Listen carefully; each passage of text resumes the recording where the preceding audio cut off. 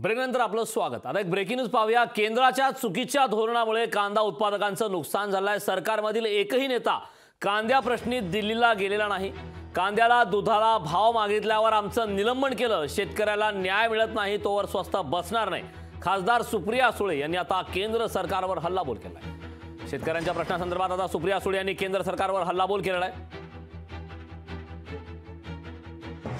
कांद्याला भाव मागितला, दुधाला भाव मागितला, सोयाबीनला भाव मागितला, तरकारीला भाव मागितला, तेव्हा आमचं निलंबन करण्यात आलं पार्लमेंटमध्ये। आम्हाला पार्लमेंटमधून त्या दिवशी बाहेर काढलं कारण का आम्ही शेतकऱ्यांना हमी भाव मागत होतो। त्याच्यामुळे अशा शेतकरी विरोधी सरकारचा मी जाहीर निषेध करते आणि जोपर्यंत आमच्या कांद्याला आणि कष्ट करणाऱ्या आमच्या काळ्या मातीशी इमान राखणाऱ्या शेतकऱ्याला न्याय मिळत नाही, आम्ही स्वस्त बसणार नाही। हा शब्द मी तुम्हाला सगळ्यांना देते।